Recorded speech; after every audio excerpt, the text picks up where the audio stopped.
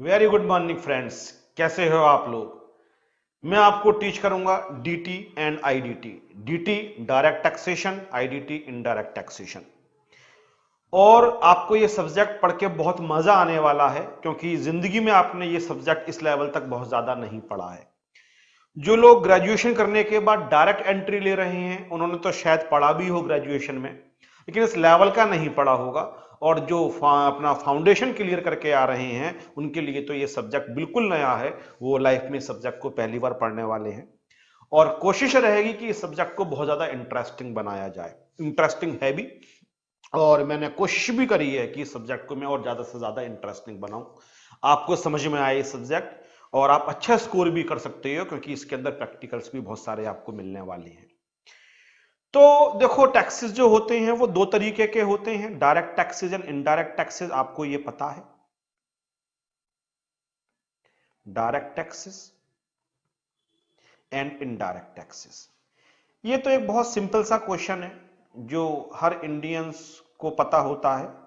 और all over world जितने भी कंट्रीज हैं ऑलमोस्ट सब जगह दो ही तरीके के टैक्सेस होते हैं, डायरेक्ट टैक्सेस और इनडायरेक्ट टैक्सेस। जो आप सरकार को डायरेक्टली पे करते हो उसको कहा जाता है डायरेक्ट टैक्सेस। जो आप टैक्स सरकार को इनडायरेक्टली पे करते हो that is called the indirect taxes. तो डायरेक्ट टैक्सेस का एग्जाम्पल सबसे अच्छा होता है income tax. Income tax direct tax है। और जीएसटी और कस्टम ड्यूटी, ये दो बहुत बड़े एग्जाम्पल हैं इनडायरेक्ट टैक्सेस के। आप इनकम को अर्न करते हो, उस पर आप टैक्स सरकार को डायरेक्टली पे कर देते हो, यू आर पेइंग डायरेक्टली, इसलिए इसको कहा गया डायरेक्ट टैक्स। और आप किसी रेस्टोरेंट में जाते हो, रेस्टोरेंट में आप जाते हो, अपना मनपसंद पिज्जा, बर्गर, शाही पनीर, जो भी आपको पसंद है आप उसको ऑर्डर करते हो, खाना पीना खाते हो। जो बिल आता है उसमें जीएसटी लगा होता है और जीएसटी के साथ आप बिल को पे करते हो जो रेस्टोरेंट का ओनर होता है उसके लिए। वो उस टैक्स को आगे पास कर देता है गवर्नमेंट के लिए। तो अल्टीमेटली बर्डन तो आप पे पड़ा, आपने पे किया, बट आपने डायरेक्टली पे नहीं किया, आपने इनडायरेक्टली पे किया, इसलिए इसको कहा जाता है इनडायरेक्ट टैक्सेस। तो दो ही तरीके से आप सरकार को टैक्सेस पे कर सकते हो, या तो डायरेक्टली पे कर सकते हो या इनडायरेक्टली पे कर सकते हो। जो आप और आपके सरकार के बीच में कोई तीसरा व्यक्ति नहीं आएगा, थर्ड पर्सन नहीं आएगा, उस टैक्स को बोलेंगे डायरेक्ट टैक्स।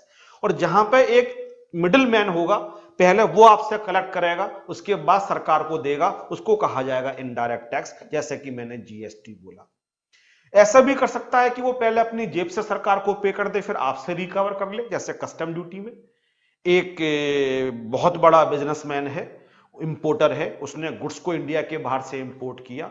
इंपोर्ट करते समय उसने कस्टम ड्यूटी के लिए पे कर दिया। अब कस्टम ड्यूटी उसने गुड्स की कॉस्ट के अंदर ऐड कर दी और अपना प्रॉफिट भी ऐड कर दिया। अब आप जब गुड्स को खरीदते हो तो आप उसको पे करते हो। जो कस्टम ड्यूटी वो सरकार को पे कर चुका था, उसने गुड्स की कॉस्ट के अंदर उसको ऐड कर रखा है, तो अल्टीमेटली बर्डन तो आप पे पड़ा।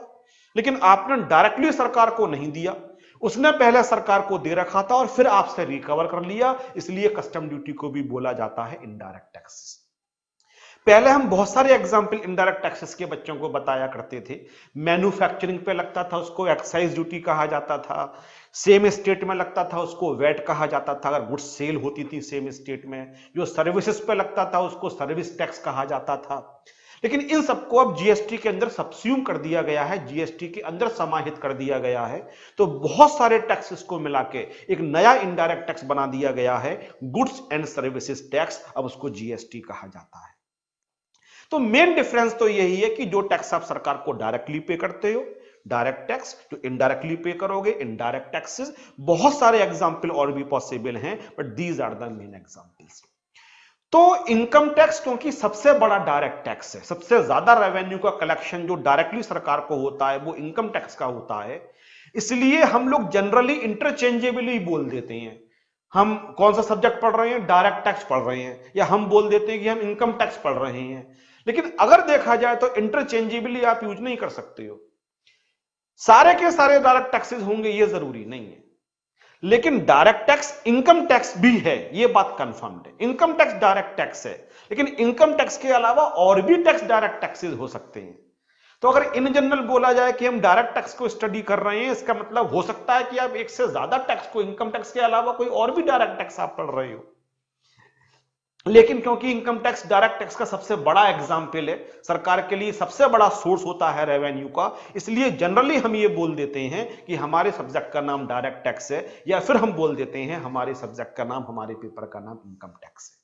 आई होप आपको ये बात अच्छी तरीके से समझ में आई होगी।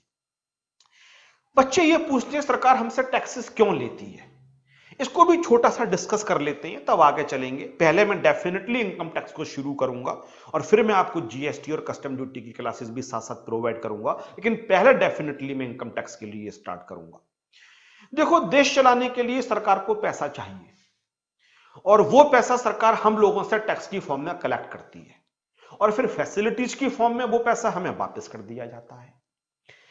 देखो, इस तरीके से समझो कि एक घर के अंदर 4 लोग रहते हैं, 4 भाई रहते हैं, और एक कॉमन ड्राइंग रूम है। अब वो अपनी अपनी इनकम को अर्न करते हैं, अपने घर में टीवी लगा रखा है, और बड़े भाई ने अपने जो उसका रहने का जगह उसके लिए एलोकेटेड है, सारी दुनिया की फैसिलिटीज लगा रखी हैं। और एक ड्राइंग रूम भी है जिसके अंदर मेहमान वगैरह मिलने आते हैं, मेहमान चारों भाइयों से मिलने के लिए आते हैं।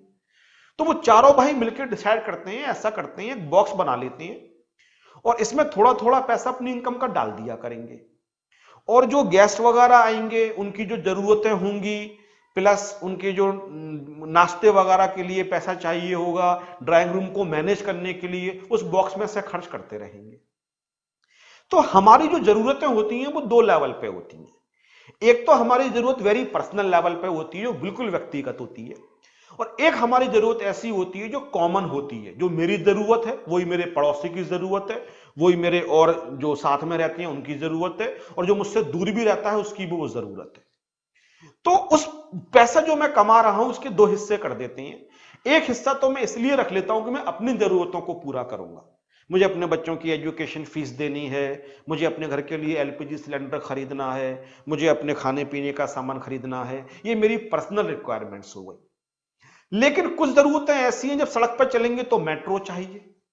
अब वो मेट्रो से मैं भी चलूंगा, मेरे फ्रेंड्स भी चलेंगे, मेरे रिलेटिव्स भी चलेंगे, मेरे पड़ोसी भी चलेंगे, और जो मुझे नहीं जानते हैं वो भी चलेंगे।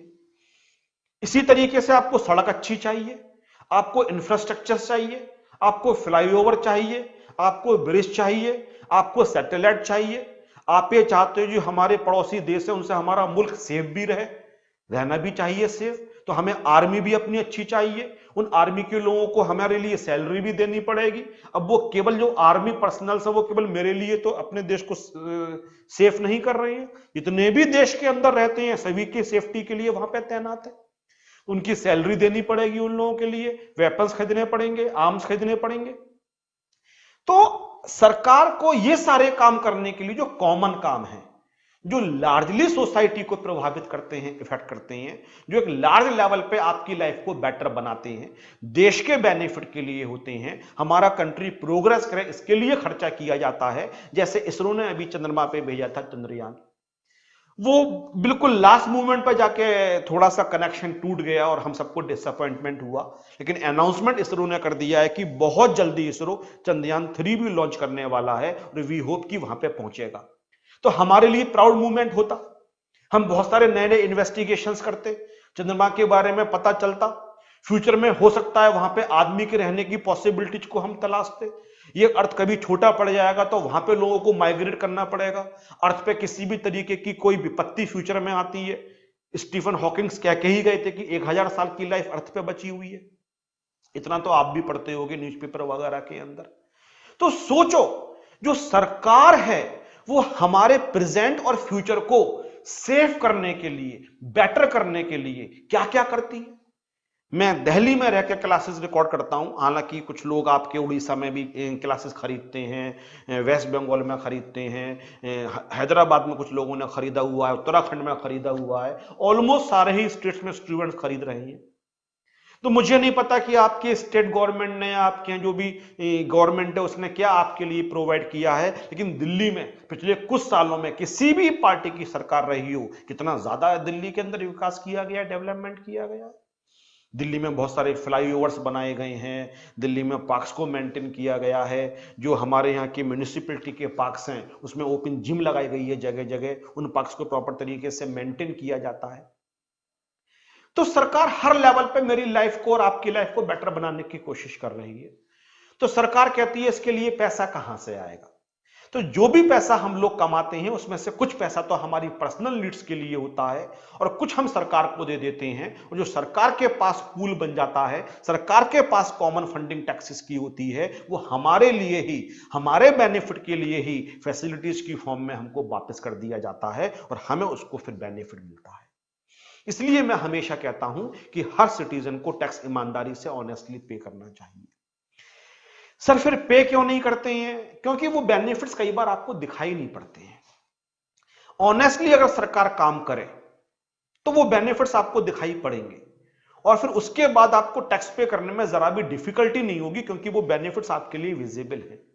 आपको सड़कें साफ मिलने लगे, आपको पार्क्स मेंटेन मिलने लगे, आपको पॉल्यूशन का सामना नहीं करना पड़े, पब्लिक ट्रांसपोर्ट बेटर कर दिया जाए, रेलवे कंपार्टमेंट्स को साफ कर दिया जाए, रेलवे की टाइमिंग अच्छी कर दी जाए, बच्चों के स्कूल्स को इंप्रूव कर दिया जाए, हॉस्पिटल्स को साफ सुथरा कर दिया जाए और कम रेट पे अच्छी दवाइयां मिलना शुरू हो जाएं।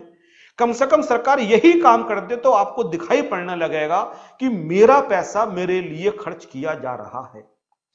लेकिन हमारे पॉलिटिशियंस के वेस्टेड इंटरेस्ट होते हैं, वो स्कैम्स कर लेते हैं कभी कभी, या फिर अपने पर्सनल बेनिफिट्स के लिए खर्च कर लेते हैं, फिर जनता तक वो बेनिफिट्स पहुंच नहीं पाते हैं, तो मन खट्टा हो जाता है और फिर एक आदमी टैक्स देने से डरता है। अदरवाइज टैक्स देने का पर्पज क्या है मैंने आपको समझा दिया। टैक्स देने से कंट्री का डेवलपमेंट होता है और उस डेवलपमेंट के अल्टीमेटली आप भी भागीदार होते हो, because you are the citizen of the India.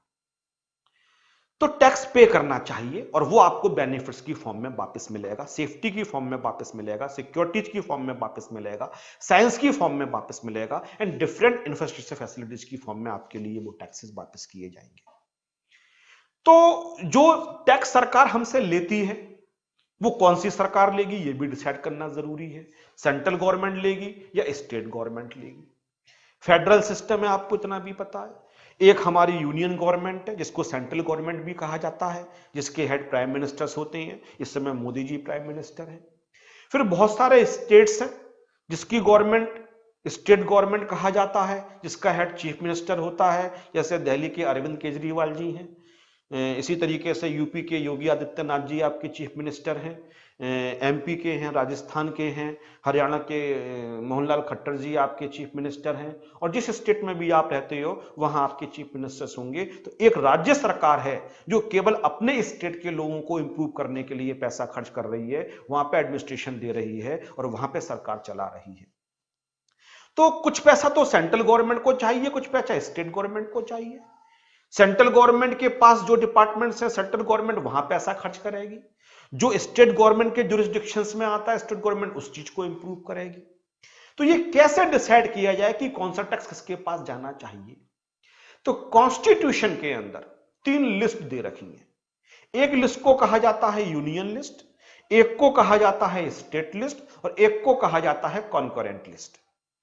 Union list में जितने भी मैटर लिखे हुए हैं उन सब पे लॉ पास करने की जो अथॉरिटी डेलीगेट की गई है वो सेंट्रल गवर्नमेंट के पास है। स्टेट लिस्ट में जितने भी मैटर्स दे रखे हैं उन पे लॉ पास करने की, एक्ट बनाने की जो पावर दे रखी है वो स्टेट गवर्नमेंट के लिए दे रखी है।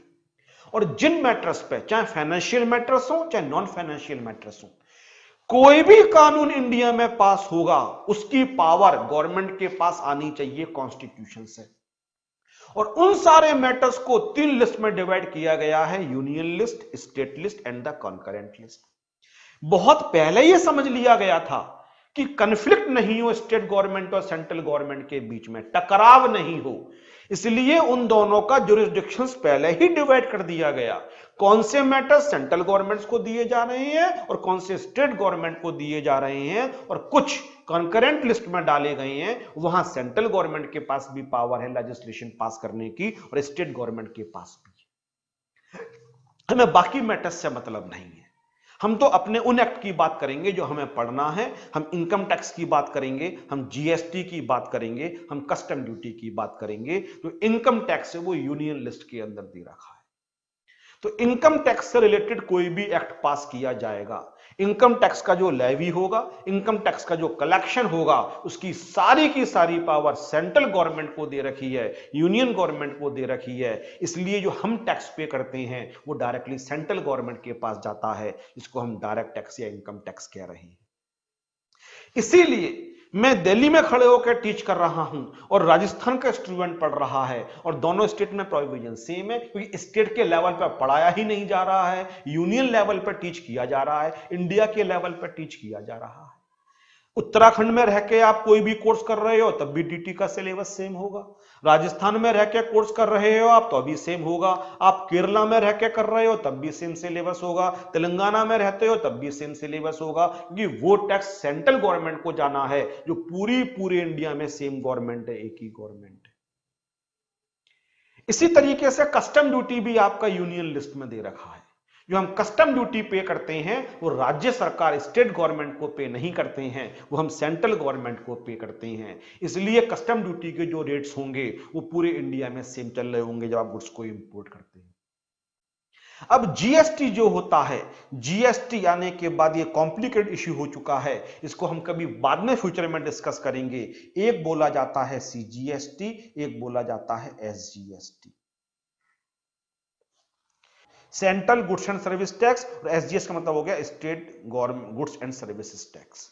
ये सेंटर का हो गया, एक स्टेट का हो गया। जीएसटी आने के पहले अगर गुड्स इंट्रा स्टेट सेल होती थी, intra state sale, intra state sale का मतलब हो गया अगर सेल दिल्ली में शुरू हुई और दिल्ली में ही खत्म हो गई, एक राज्य के अंदर सेलर भी था और बायर भी था, इस पर वैट लगता था और वैट जाता था स्टेट गवर्नमेंट के पास।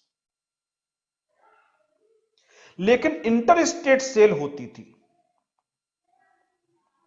एक राज्य से दूसरे राज्य में, यूपी से दिल्ली, यूपी से राजस्थान, यूपी से वेस्ट बंगाल, तो वहां लगता था सीएसटी, सेंट्रल सेल्स टैक्स, और ये जाता था सेंट्रल गवर्नमेंट के पास।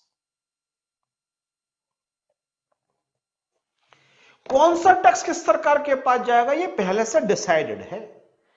जो इंट्रा स्टेट सेल होती थी, दिल्ली के सेलर ने दिल्ली के बायर को चीज को बेचा तो वैट लगता था, और वो लिखा हुआ था स्टेट लिस्ट के अंदर, इसलिए स्टेट गवर्नमेंट के पास जाता था। तो दिल्ली वैट अलग होता था, राजस्थान वैट अलग होता था, केरला वैट अलग होता था, और महाराष्ट्र वैट अलग होता था, गोवा का वैट अलग होता था, हर राज्य का अपना वैट चलता था। लेकिन अगर गुड्स एक स्टेट से दूसरे स्टेट में बेची जाती थी तो लगता था सेंट्रल सेल्स टैक्स, और ये क्योंकि यूनियन लिस्ट में लिखा था ये टैक्स सेंट्रल गवर्नमेंट के पास जाता था, और ये पूरे इंडिया में सेम रहता था। किसी भी दो स्टेट में बेचे रेट सेम रहेगा, क्योंकि यूनियन गवर्नमेंट तो पूरे इंडिया में सेम प्रोविजंस के लिए अप्लाई करती है। तो अब इन टैक्सेस का क्या हुआ, अब जीएसटी आने के बाद ये जीएसटी के अंदर मर्ज हो चुके हैं, जिसको हम डिटेल में बाद में डिस्कस करेंगे। बहरहाल मैं बताना क्या चाह रहा था, मैं बताना यह चाह रहा था कि जो भी टैक्सेस हम पे करते हैं हमें फैसिलिटीज की फॉर्म में वापस मिलता है, लेकिन थोड़े टैक्सेस हम सेंट्रल गवर्नमेंट को पे करते हैं और कुछ टैक्सेस हम स्टेट गवर्नमेंट को पे करते हैं। लेकिन क्योंकि मैं इनकम टैक्स शुरू कर रहा हूं, जो डायरेक्ट टैक्स भी कहा जाता है, ये हम सेंट्रल गवर्नमेंट को पे करते हैं, इसलिए इसको यूनियन लिस्ट में लिखा गया है इस वजह से। और इनकम टैक्स एक्ट 1961 ये मैं आपके लिए टीच करूंगा, जो कि 1961 में पास किया गया था by the central government in the parliament. कोई भी एक्ट पास करने के लिए पहले लोअर हाउस लोकसभा, फिर राज्यसभा, उसके बाद प्रेसिडेंट जैसे ही सिग्नेचर कर देते हैं। तो पहले बोलते हैं बिल, जब राज्यसभा में पार्लियामेंट के दोनों हाउसेज में आता है, और जब वो एक्ट में कन्वर्ट हो जाता है तो बिल की जगह उसको एक्ट बोला जाता है। जैसे इसमें सीएबी का पहला जो चल रहा था, सिटीजन अमेंडमेंट बिल, और जब प्रेसिडेंट के साइन हो गए, दोनों हाउसेज से पास हो गया, तो सीए बन गया, सिटीजन अमेंडमेंट एक्ट। तो जब टेबल पे आता है बिल होता है, जब सैंक्शन मिल जाता है दोनों हाउसेज से प्रेसिडेंट से, तो वो एक्ट बन जाता है। तो income tax act 1961 income tax के कलेक्शन के लिए जो एक्ट पास किया गया था, हमें ये स्टडी करना है आज की डेट। तो इनकम टैक्स में बहुत सारी बातें करेंगे, अभी तो जर्नी शुरू हुई है और चलती रहेगी, ये जर्नी बहुत लंबी जर्नी चलेगी, बहुत कुछ आपको टीच करूंगा, और एंड तक कोशिश करूंगा कि इनकम टैक्स आपका जितने भी सब्जेक्ट पढ़ रहे हो फेवरेट सब्जेक्ट बने, ये पूरी कोशिश मेरी रहेगी। तो इनकम टैक्स जो होता है वो हम एनुअली पे करते हैं। एक पूरे साल की इनकम पे इनकम टैक्स पे किया जाता है। इनकम टैक्स पे करने में आपके पास चॉइस नहीं है, चलो मंथली इनकम पे टैक्स पे कर देते हैं, या क्वार्टरली इनकम पे टैक्स पे कर देते हैं, या हाफ ईयरली पे कर देते हैं, 10 दिन की इनकम पे टैक्स पे कर देते हैं। You do not have the option. Income tax हमेशा एनुअली पे होता है, पूरे साल की इनकम पे आपको टैक्स पे करना पड़ेगा। इस तरीके से समझो, मैंने यहां पे लिखा 2021, यहां मैंने लिखा 1920, यहां मैंने लिखा 1819, यहां मैंने लिखा 1718।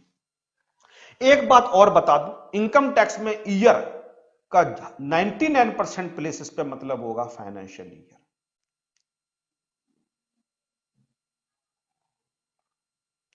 कैलेंडर ईयर का इनकम टैक्स में बस एक या दो जगह ही यूज किया गया है, बहुत रेयर।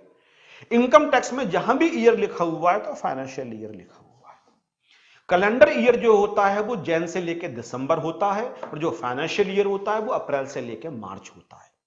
तो जब भी हम बात करेंगे तो ईयर का मतलब हमेशा हम लोग फाइनेंशियल ईयर ही मानेंगे, जो अप्रैल से मार्च चल रहा है। जैसे 2021 का मतलब हो गया 1 अप्रैल 2020 से लेके 31 मार्च 2021। 1920 का मतलब हो गया 1 अप्रैल 2019 से लेके 31 मार्च 2020। तो मैंने यहां पे कुछ फाइनेंशियल ईयर लिखे, 2021, 1920, 18, 19, 17, 18। अभी अभी मैंने आपसे कहा जो इनकम टैक्स पे किया जाता है वो पे किया जाता है एनुअल बेसिस पे। तो अगर 17-18 में आपने इनकम को वन किया, पूरे साल इस इनकम पे टैक्स पे करोगे, तो वो टैक्स किस ईयर में पे करोगे? वो 18-19 में पे करोगे। 17-18 में की इनकम पे 17-18 में तो टैक्स पे कर ही नहीं सकते हो। सर क्यों नहीं कर सकते हैं? पूरे साल की इनकम पे टैक्स पे करना है। तो 17-18 का जो आखिरी दिन रहा होगा 31 मार्च, उसको रात को 12 बजे जाके ही तो पता चला होगा कि कितनी इनकम को वन किया गया है। जब तक इनकम का पूरा कैलकुलेशन नहीं कर लोगे पूरे साल की इनकम पे, तो टैक्स कैसे पे करोगे? और टैक्स एनुअली ही पे होना है। तो 17-18 की इनकम पे जो टैक्स पे किया गया होगा वो 18-19 में किया गया होगा। 18-19 की इनकम पे जो टैक्स पे किया गया होगा वो 19-20 में किया गया होगा। और जो 19-20 की इनकम पे टैक्स पे किया जाएगा वो 20-21 में किया जाएगा। दोबारा सुनो, क्योंकि पूरे साल की इनकम पे टैक्स पे करना है, तो जब तक ईयर खत्म नहीं हो जाएगा तब तक ये पता ही नहीं होगा कि हमने कितनी इनकम को वन किया। तो हमें पहले ईयर खत्म होने का वेट करना पड़ेगा, so that we can compute how much income was earn in this year. और फिर उस इनकम को कंप्यूट करने के बाद उस पर टैक्स निकालेंगे। लेकिन अब तो वो नेक्स्ट ईयर में ही निकाला जा रहा होगा, क्योंकि जिस ईयर में इनकम को अर्न किया वो तो खत्म होने पे आ गया। इसीलिए 17-18 की इनकम पे जो टैक्स पे किया गया होगा वो 18-19 में, 18-19 की इनकम को जो कंप्यूट करके टैक्स निकाला गया होगा 19-20 में, और 19-20 की इनकम पे जो टैक्स निकाला गया होगा 20-21 में। तो जिस ईयर में टैक्स को कंप्यूट किया जाता है, the year in which income tax is assessed और कंप्यूटेड और calculated is called the assessment year. Assessment year से ही हमेशा इनकम टैक्स शुरू होता है। असेसमेंट ईयर का मतलब ये होता है जिस ईयर में आप इनकम टैक्स को पे करते हो, असेस करते हो। असेस का मतलब होता है कंप्यूट करना, कैलकुलेट करना। The year in which income is assessed और कंप्यूटेड और calculated is called the assessment year. तो 17-18 की इनकम के लिए असेसमेंट ईयर कौन सा हो गया? 18-19। 18-19 की इनकम के लिए असेसमेंट ईयर कौन सा हो जाएगा? 19-20। और 19-20 में जो इनकम अर्न की गई उसके लिए असेसमेंट ईयर कौन सा हो जाएगा? 20-20। जिस ईयर में इनकम को अर्न करते हैं उसके बाद वाले ईयर में इनकम को असेस किया जाता है और उस पर फिर इनकम टैक्स को निकाला जाता है। तो जिस ईयर में आप इनकम को असेस कर रहे हो कि कितनी इनकम पे हमें टैक्स पे करना है, कितना टैक्स पे करना है, उस ईयर को कहा जाता है असेसमेंट ईयर। बात तो लॉजिकल है, नाम तो आपको देना पड़ेगा। किसी भी चीज को एड्रेस करने के लिए नॉमेनक्लेचर जरूरी है, नामकरण करना जरूरी है। किसी का नाम राम होगा, किसी का नाम श्याम होगा, किसी का नाम जैसे मेरा नाम सौरभ है, किसी का नाम और कुछ होगा, प्रियांशु होगा, किसी का नाम राधा होगा। तो एड्रेस करने के लिए, कम्युनिकेशन करने के लिए किसी को नाम देना जरूरी है ना। तो जिस ईयर में इनकम को असेस किया जा रहा है, जिस ईयर में इनकम टैक्स को निकाला जा रहा है उस ईयर को क्या नाम दिया जाए? उसको नाम दिया गया असेसमेंट ईयर, क्योंकि वो ईयर असेस हो रही है उस ईयर में इनकम, इसलिए उसको कहा जाता है assessment year. Assessment year short में कहते हैं EY। The year in which income is assessed और computed is called the assessment year. अब ध्यान से सुनो, जिस ईयर में इनकम को अर्न किया गया उसको तो बोल दिया गया असेसमेंट ईयर, लेकिन जिस ईयर में इनकम को अर्न किया गया होगा उसको क्या नाम दिया जाए? अब 2 ईयर इन्वॉल्व हो गए, एक में आपने इनकम को अर्न किया और दूसरे ईयर में आपने टैक्स पे किया इनकम को कंप्यूट करने के बाद। जिस ईयर में इनकम को असेस किया, जिस ईयर में आपने टैक्स पे किया, उसको तो नाम दे दिया गया असेसमेंट ईयर। लेकिन यह भी तो पूछो आप कि जिस ईयर में इनकम को अर्न किया गया उसे क्या नाम दिया जाए? हां सर, यह बात भी जरूरी है, उसको क्या नाम दिया जाए? तो क्योंकि वो ईयर हमेशा असेसमेंट ईयर से पहले वाला ईयर होगा, हमेशा असेसमेंट ईयर से पहले वाला होगा, तो इनकम टैक्स डिपार्टमेंट ने सोचा पहले वाले की इंग्लिश होती है प्रीवियस, तो उस ईयर का नाम दे दिया गया प्रीवियस ईयर। यह नाम बहुत मजेदार नाम नहीं है, प्रीवियस ईयर। प्रीवियस ईयर से केवल इतना पता चल रहा है कि यह असेसमेंट ईयर से पहले वाला ईयर होगा, लेकिन इससे यह पता नहीं चल रहा है कि इस ईयर का पर्पज क्या है। जैसे असेसमेंट ईयर से तो पर्पज भी चल रहा है कि जिस ईयर में भी असेस किया गया होगा।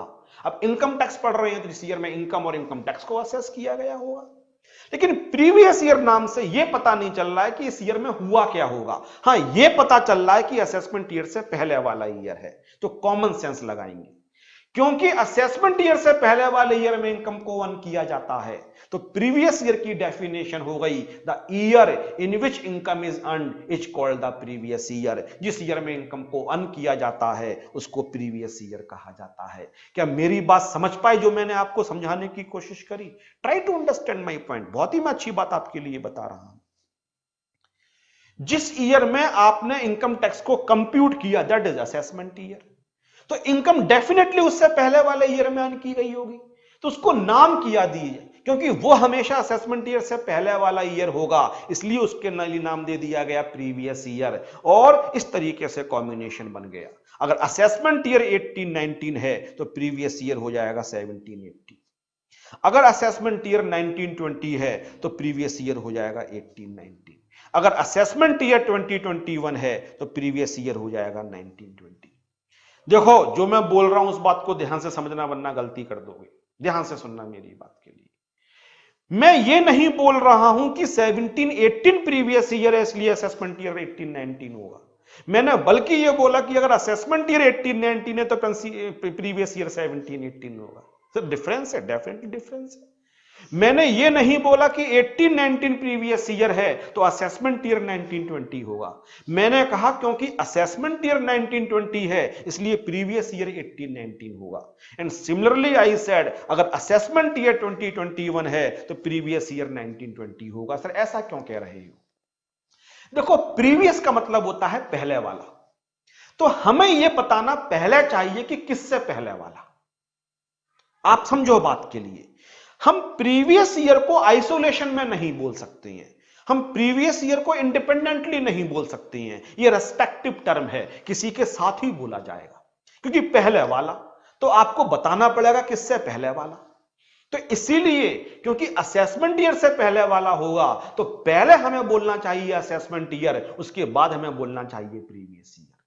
तो अगर टैक्स का एक्सपर्ट बनना है, टैक्स की मास्टरी करनी है और टैक्स सही तरीके से आपको समझना है, तो जो मैं कह रहा हूं मानते हुए चलना। जब भी कोई पूछे कि इन दोनों ईयर्स के बताओ कौन सा असेसमेंट ईयर है कौन सा प्रीवियस ईयर है, नेवर से कि ये प्रीवियस ईयर है ये असेसमेंट ईयर है, बल्कि ये बोलो इस ईयर में हम टैक्स को कंप्यूट कर रहे हैं, इनकम को कंप्यूट कर रहे हैं, ये असेसमेंट ईयर है। इसका मतलब इनकम इससे पहले वाले ईयर में अर्न की गई होगी और इससे पहले वाले ईयर को क्या बोला जाएगा? प्रीवियस ईयर बोला जाएगा। तो इस एग्जाम्पल में असेसमेंट ईयर 2021, तो असेसमेंट ईयर 2021 के लिए प्रीवियस ईयर हो जाएगा 1920। अगर असेसमेंट ईयर 1920 तो असेसमेंट ईयर 1920 के लिए प्रीवियस ईयर हो जाएगा 1819, और अगर असेसमेंट ईयर 1819 तो प्रीवियस ईयर हो जाएगा 1718। आई होप जो मैंने आपको पढ़ाया वो यहां समझ में आया। अब बात ये उठती है, सर ये बात बताई क्यों जा रही है कि कौन सा प्रीवियस ईयर कौन सा असेसमेंट ईयर? हमें तो आप एक साल की इनकम पर टैक्स निकालना सिखा दो। नहीं, ऐसा नहीं हो सकता है। इनकम टैक्स हर साल बहुत ज्यादा चेंज होता रहता है। बजट आता है, उस बजट का एक हिस्सा होता है फाइनेंस एक्ट, और वो फाइनेंस एक्ट क्या करता है, इनकम टैक्स के अंदर बहुत सारे अमेंडमेंट्स करता है, इनकम टैक्स के अंदर बहुत सारे चेंजेस करता है, जो कि हर साल होते रहते हैं। दोबारा सुनो मेरी बात के लिए, और ये बात बड़ी नॉलेजेबल है। आप जब कंपनीज एक्ट में अमेंडमेंट करते हैं तो आप कंपनीज अमेंडमेंट एक्ट लेके आते हैं। जैसे अभी सिटीजन एक्ट में अमेंडमेंट हुआ तो सिटीजन अमेंडमेंट एक्ट के थ्रू किया गया। जो मेन एक्ट होगा उसका नाम तो सिटीजन एक्ट होगा, और उसमें अमेंडमेंट करने के लिए सिटीजन अमेंडमेंट बिल आया। जब हाउसेस से पास हुआ, प्रेसिडेंट की सैंक्शन मिला, तो वो क्या बन गया, सिटीजन अमेंडमेंट एक्ट। और जो प्रोविजन थे अब वो किसके अंदर जाके मर्ज हो जाएंगे, जो मेन एक्ट था उसके अंदर जाके मर्ज हो जाएंगे। जहां जहां अमेंडमेंट किया होता वहां जाके उनको डाल दिया जाएगा। ये आपने लॉग में पढ़ा होगा।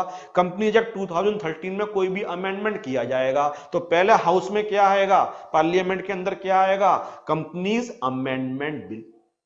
पास होने के बाद प्रेसिडेंट से भी परमिशन मिल जाएगी, कंपनीज अमेंडमेंट एक्ट। और जो मेन कंपनीज एक्ट 2013 है उसके अंदर उन अमेंडमेंट्स के लिए इनकॉर्पोरेट कर दिया जाएगा। क्या मेरी बात आपको समझ में आई? लेकिन जितने भी सेंट्रल गवर्नमेंट के फाइनेंस से रिलेटेड एक्ट हैं, सेंट्रल गवर्नमेंट के फाइनेंस से रिलेटेड, जैसे इनकम टैक्स हो गया, जैसे कस्टम ड्यूटी हो गया, इसमें अमेंडमेंट करने के लिए कॉमन एक्ट आता है, कॉमन, जिसको कहा जाता है फाइनेंस एक्ट। इनकम टैक्स का टीचर जब भी बोलेगा बेटा देखो ये अमेंडमेंट है, तो वो कभी ये नहीं बोलेगा by the income tax amendment act, वो बोलेगा by the finance act. Custom act में जब भी कोई अमेंडमेंट किया जाएगा तो वो टीचर कभी ये नहीं बोलेगा by the custom amendment act, वो क्या बोलेगा, बाय द फाइनेंस एक्ट। जब भी इनकम टैक्स के अंदर, जब भी कस्टम ड्यूटी के अंदर, जब भी सेंट्रल गवर्नमेंट का कोई फाइनेंस से रिलेटेड एक्ट है, उसमें किसी भी तरीके का कोई अमेंडमेंट किया जाता है तो एक कॉमन एक्ट आता है जिसको कहा जाता है फाइनेंस एक्ट। और फाइनेंस एक्ट बजट का एक हिस्सा होता है। जिस समय बजट प्रेजेंट किया जाता है उस समय फाइनेंस बिल बोला जाता है। जब बजट पास हो जाता है दोनों हाउसेज में एक कॉमन मीटिंग होती है, प्रेसिडेंट अपना सैंक्शन दे देते हैं, तो फाइनेंस बिल क्या बन जाता है, फाइनेंस एक्ट बन जाता है। और फाइनेंस एक्ट के अंदर इनकम टैक्स के अमेंडमेंट भी होंगे, एक्साइज के अमेंडमेंट भी हुआ करते थे, सर्विस टैक्स के भी हुआ करते थे, कस्टम के भी हुआ करते थे। और जिस एक्ट का जो भी अमेंडमेंट हुआ करता था उस मेन एक्ट में उसको इनकॉर्पोरेट करते हुए चले जाते थे। तो इनकम टैक्स का टीचर भी ये बोलता था बेटा ये अमेंडमेंट फाइनेंस एक्ट ने किया है, कस्टम का टीचर भी यही बोल रहा था, एक्साइज का भी टीचर यही बोलता था।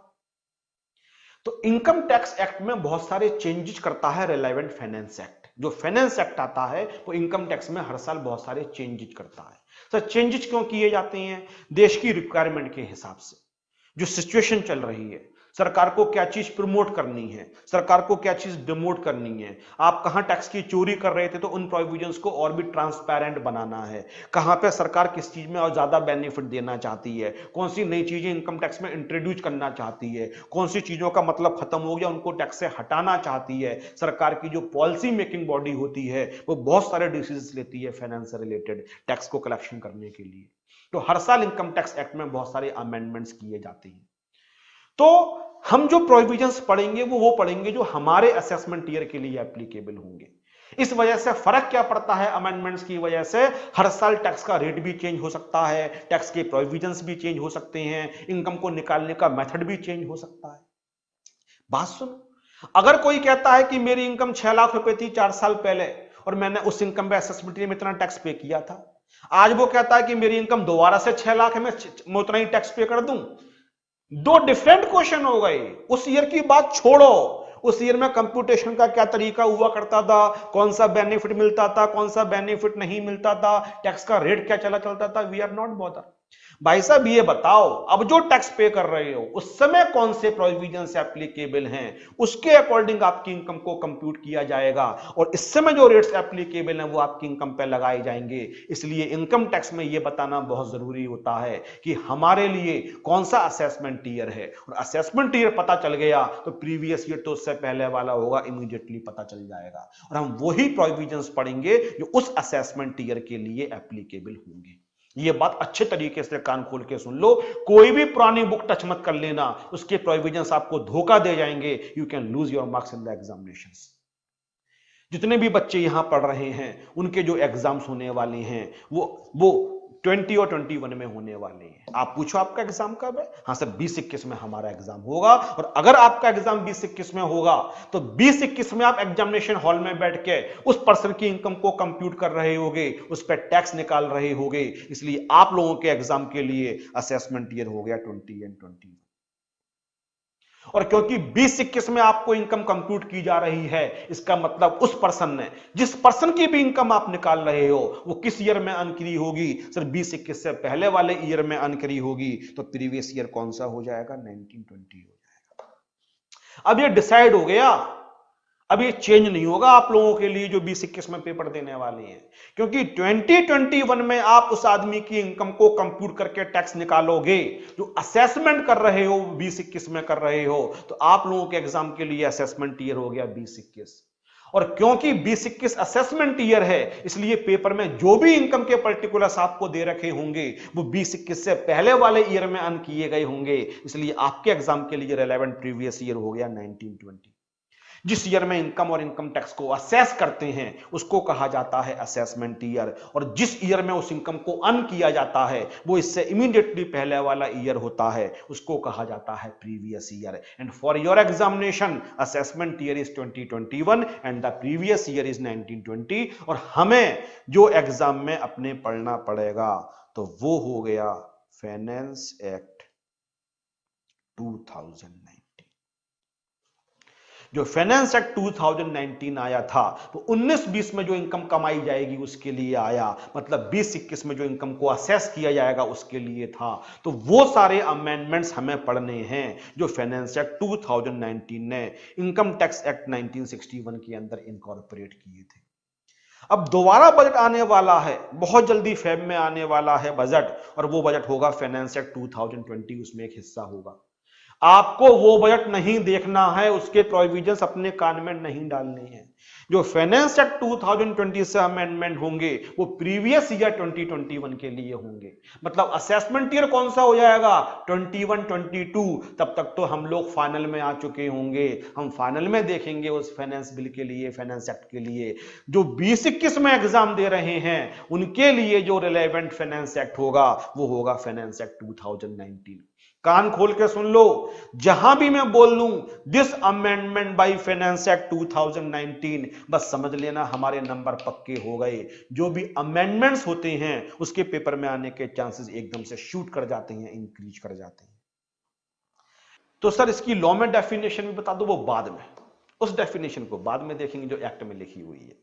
पहले जो मैं बता रहा हूं, मैं तुम्हारा बेस तैयार कर रहा हूं, इंटरेस्ट क्रिएट कर रहा हूं, फिर एक्ट की लैंग्वेज में भी एंटर करेंगे, वहां क्या लिखा हुआ है वो भी डिटेल में देखेंगे। लेकिन आज की डेट में आपको ये पता चल गया, जिस ईयर में इनकम टैक्स को असेस करके पे करते हैं असेसमेंट ईयर, और उस इनकम को उस ईयर से पहले अर्न किया गया होता है, तो जिस ईयर में इनकम को अर्न किया गया होता है उसको कहा जाता है प्रीवियस ईयर। आई होप यहां तक जो भी पढ़ाया आपको मजा आया होगा सुन के, पढ़ के, और एग्जैक्टली आप समझ रहे होगे मैं कहना क्या चाहता हूं।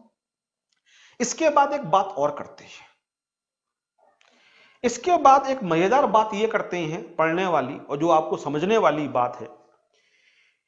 इनकम टैक्स ये कहता है इनकम को जो अर्न किया जाता है वो हम कुछ हेड्स में डिवाइड करेंगे। हम ये बताएंगे कि हम इनकम का नाम क्या दे रहे हैं। पहले मैं लिखता हूं तब अपनी बात को डिटेल में समझाऊंगा। Income under the head salaries, ठीक है sir. Income under the head house property.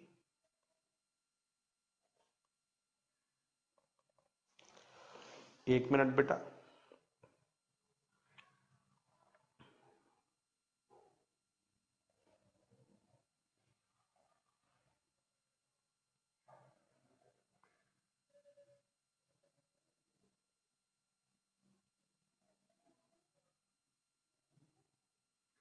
आपको मोबाइल यूज नहीं करना है जब मैं पढ़ा रहा हूं, नहीं, बहुत जरूरी मैसेज था। स्टूडेंट्स कभी कभी कुछ ऐसा पूछते हैं और कोई खास काम होगा तभी मैं देख लिया, वरना मैं भी फोन यूज नहीं करूंगा, आप भी यूज नहीं करोगे।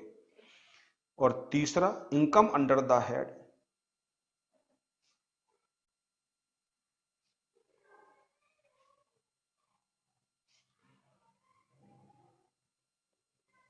Profits and gains of business और प्रोफेशन। और चौथा सरकार ने लिखा इनकम अंडर द हेड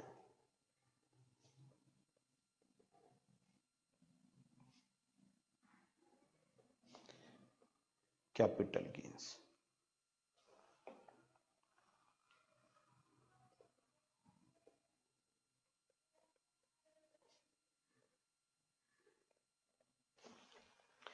सरकार कहती है बंसल जी टैक्स पे करो, बंसल जी मतलब सौरभ बंसल।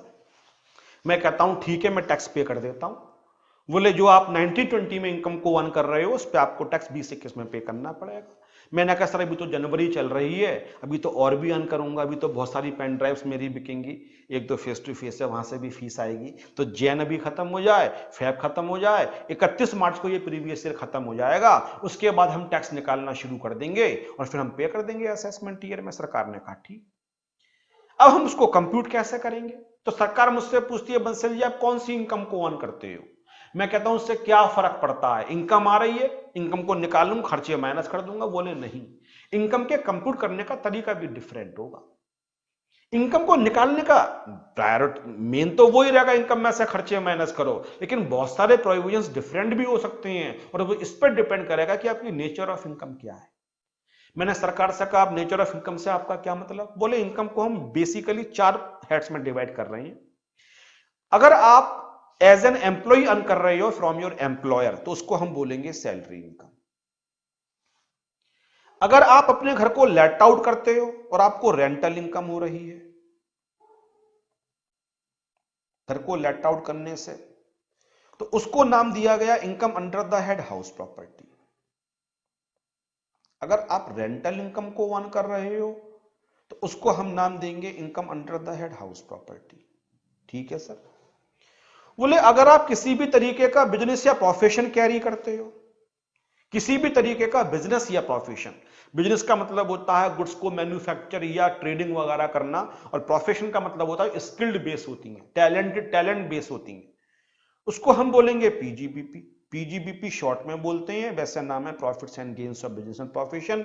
शॉर्ट में कहने की हैबिट पड़ गई है तो इनिशियस लेके हमने बना दिया पीजीबीपी, प्रॉफिट का पी, गेन्स का जी, बिजनेस का पी और प्रोफेशन का पी, पीजीबीपी।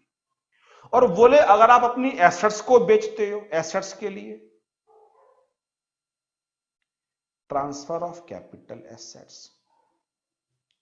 कैपिटल एसेट और एसेट आज की क्लास में सेम मतलब मान लो, थोड़ा सा बहुत माइनर डिफरेंस होता है। अगर अपनी एसेट्स के लिए सर आप बेचते हो तो एसेट्स के लिए अगर आप बेचते हो तो उस इनकम को बोलेंगे income under the head capital gains.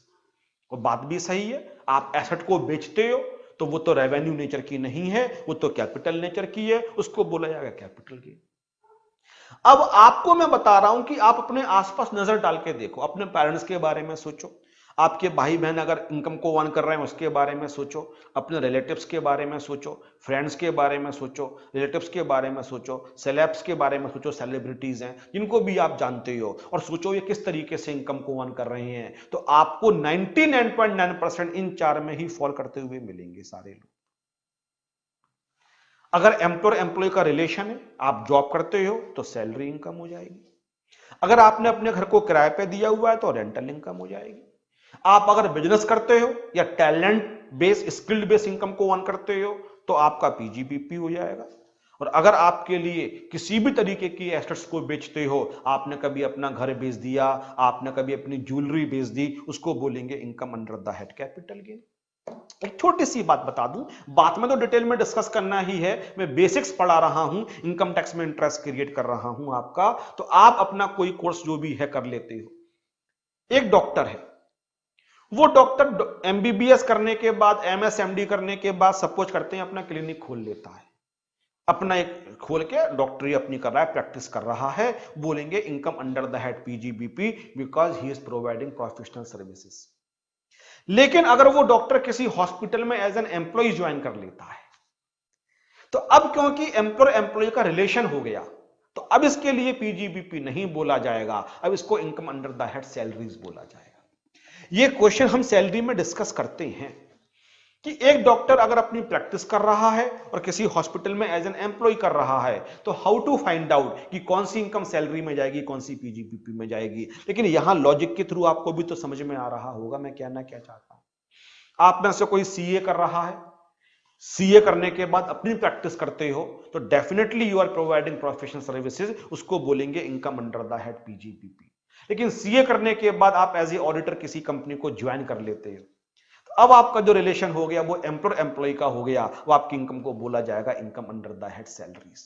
तो आज की क्लास के लिए आप इतना समझ सकते हो कि अगर एम्प्लॉयर एम्प्लॉय का रिलेशन होगा, एम्प्लॉयर एम्प्लॉय, मास्टर सर्वेंट का रिलेशन होगा, तो हम बोलेंगे income under the head salaries.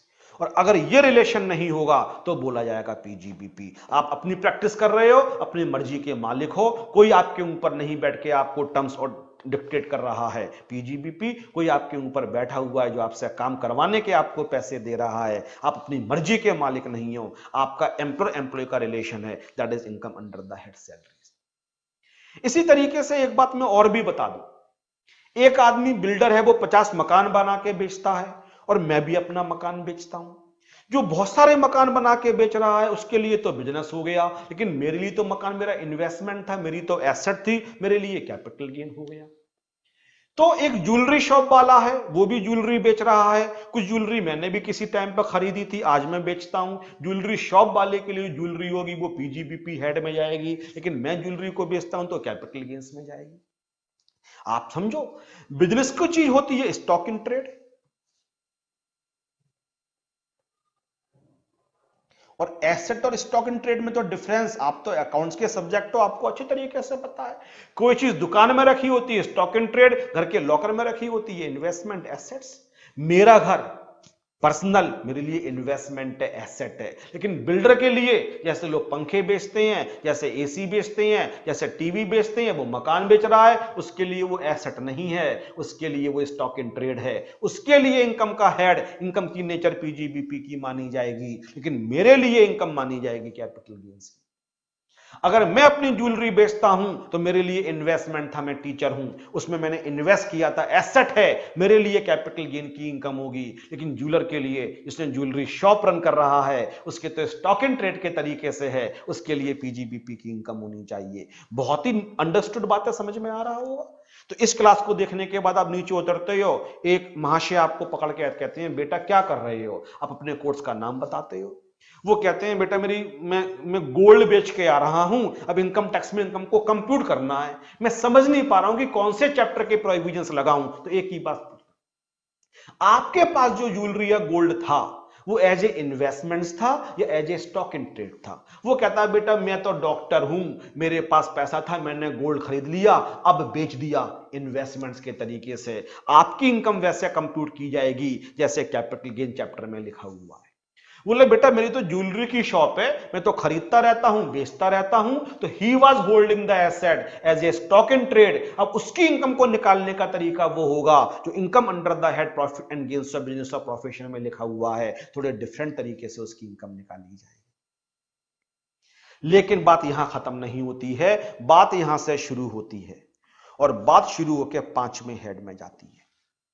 अगर कोई ऐसी इनकम है जो इन 4 हेड्स के अंदर फॉल नहीं करती है, पैटी इनकम्स होती हैं, वो सेकेंडरी इनकम होती है, लेकिन होती हैं इनकम जो इन चारों हेड्स में नहीं जाएंगी। तो अगर उनके लिए कोई हेड नहीं बनाया गया तो वो इनकम, वो आदमी क्या बोलेगा, फिर तो मैं इनकम को अर्न ही नहीं कर रहा हूं। आप कहते हो इनकम 4 तरीके की होती है और मेरी इनकम इन चारों हेड्स में फॉल ही नहीं कर रही है। तो ऐसी इनकम्स के लिए और कितने सारे हेड्स बनाए जाएं। इनकम तो पैटी बहुत सारी हो सकती है, मैं भी नाम बताऊंगा। तो उन सबको कवर करने के लिए कॉमन हेड बना दिया गया और जिसका नाम रखा गया income under the head other sources.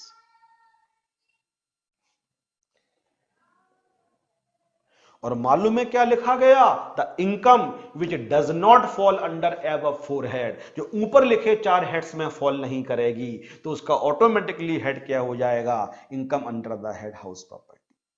आप समझो जो मैं आपको बता रहा हूं, आपके मतलब की चीजें हैं सारी की सारी। ऊपर लिखी हेड्स को डिफाइन किया गया है और ये रेजिडुअल हेड हो गया, जो इनकम चारों हेड ने एक्सेप्ट करने से मना कर दी, वो ऑटोमेटिकली कहां पहुंच गई, 5वें हेड्स में पहुंच गई। सर एक एग्जाम्पल तो देके बताओ बेटा, इसका जो बहुत ही अच्छा एग्जाम्पल है वो इंटरेस्ट ऑन डिबेंचर्स हो गया।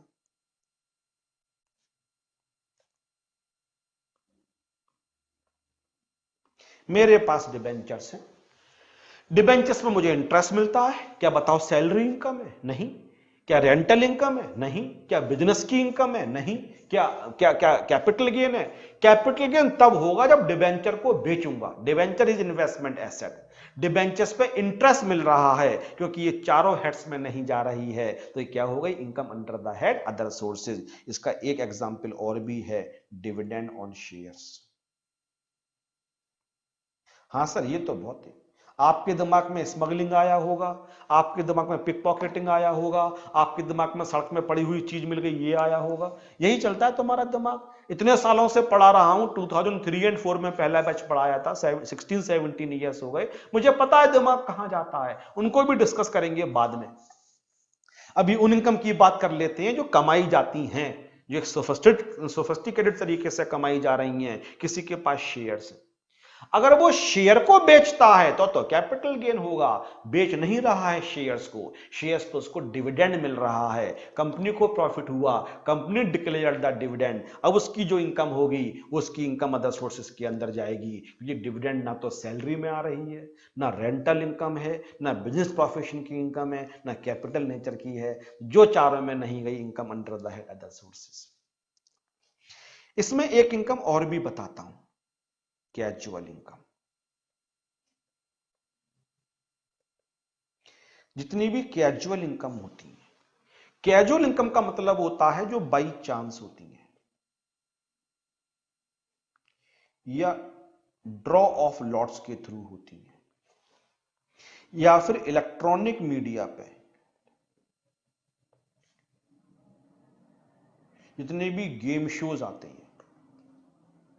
और भी बताऊंगा कौन कौन सी होती हैं, लेकिन अभी मैं थोड़े से एग्जाम्पल आपको, इन सबको मिला के कहा जाता है आपके लिए कैजुअल इनकम। जैसे लॉटरी,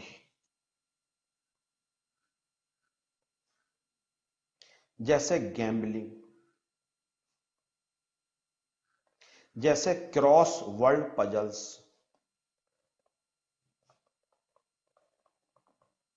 जैसे रेसेस इंक्लूडिंग हॉर्स रेसेस,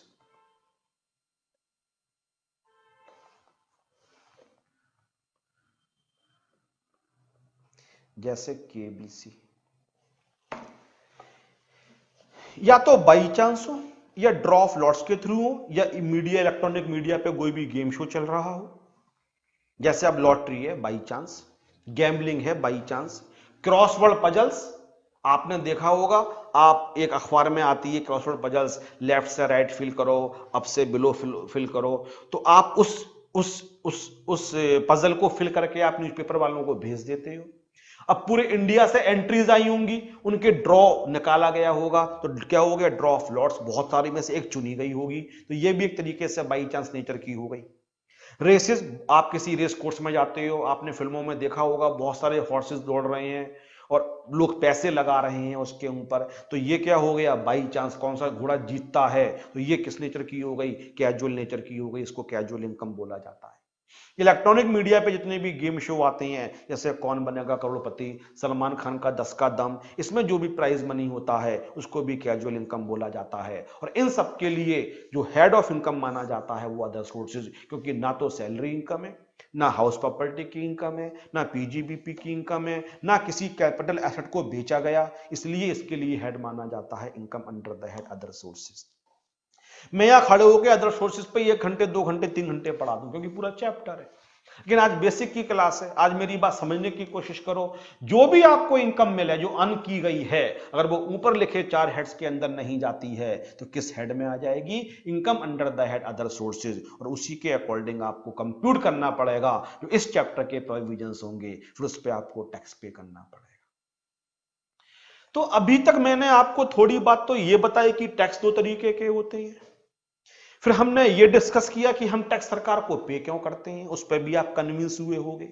फिर मैंने इनकम टैक्स की जब शुरुआत करी तो ये बताया कि जिस ईयर में टैक्स पे करते हैं, इनकम को कंप्यूट करते हैं असेसमेंट ईयर, और उस इनकम को उससे पहले वाले ईयर में अर्न किया जाता है, इसलिए प्रीवियस ईयर। और फाइनली मैंने ये बताया कि इनकम को 5 हेड्स में डिवाइड किया गया है, 4 तो डिफाइंड है और एक रेजिडुअल है, जो इनकम ऊपर लिखे 4 हेड्स में नहीं जाएगी, वो आखिरी हेड में चले जाएगी। इसको बोला जाएगा income under the head other sources.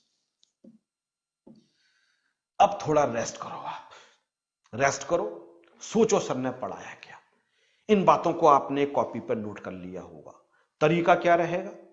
देखो, क्लास में तो बच्चे क्लास मिस कर देते हैं, फिर टीचर की रिक्वेस्ट करनी पड़ती है, सर हमारी तबीयत खराब हो गई थी, हमारी सर बाइक पंक्चर कर गई थी, या सर हमारे घर पे कुछ काम था, सर हमें एक्स्ट्रा क्लास मिल जाएगी। ये ऐसी तो कोई खुशामद वाली बात नहीं है। यहाँ तो आपके हाथ में रिमोट है, आधे घंटे देखो, 15 मिनट देखो, 25 मिनट देखो, मत देखो। तुमने पेमेंट कर दिया, तुम्हारे पास क्लासेस पहुंच गई, नाउ इट्स योर ड्यूटी कि आप कैसे देखते हो। हर चीज के पॉजिटिव्स भी होते हैं, नेगेटिव्स भी होते हैं, बेनिफिट्स भी होते हैं, नुकसान भी होते हैं, बेनिफिट्स डेफिशिएंसी दोनों होती है। पेन ड्राइव क्लास या वीडियो क्लासेस के पहले बेनिफिट्स की अगर हम बात करें तो एक बेनिफिट ये होता है कि आपका आने जाने का टाइम बहुत सारा बच जाता है, जो आप ट्रांसपोर्टेशन में खर्च करते थे। दूसरे शहर में पढ़ने जाते थे तो वहां आप कोई एकोमोडेशन लेते थे, होटल हॉस्टल लेते थे, पीजी लेते थे, खाना आपको आपके मनमाफिक नहीं मिलता था, खर्चा भी आपका होता था। कभी कोई क्लास मिस हो जाती थी, टीचर आपको बैकअप देने के लिए तैयार नहीं होते थे। इन सब बातों से आपको निजात मिल जाती है। अब आपको ट्रांसपोर्टेशन का खर्चा नहीं करना पड़ेगा, ट्रांसपोर्टेशन में टाइम आपका वेस्ट नहीं हो रहा है, दूसरे शहर में जाके खर्चा नहीं करना पड़ रहा है, पेरेंट्स के पास अपने घर में रह के आप अपने मनपसंद का खाना खा सकते हो। लेकिन ये बेनिफिट से तो एक बहुत बहुत बहुत बड़ा ड्रॉबैक भी है कि क्लासेस के अंदर एक पंक्चुअलिटी होती है, एक टाइम टेबल होता है, आप पहुंचो या नहीं पहुंचो, सर अपनी क्लासेस लेंगे तो आपको मजबूरी में पहुंचना ही पड़ता था। अगर मिस हो गया तो बैकअप कैसे मिलेगा? लेकिन यहां क्योंकि आपके हाथ में की है तो आपको लगता है अब तो हम जब चाहे तब देखेंगे, और आप पोस्टपोन करते रहोगे। आपको लगेगा चलो सुबह 2 घंटे बाद देखते हैं, बस ये मैच खत्म हो जाए। मैच खत्म होने के बाद सोचोगे चलो बस एक मैगी बना के खा लेते हैं, फिर देखते हैं। उसके बाद सोचोगे चलो थोड़ा व्हाट्सएप पे चैट कर लेते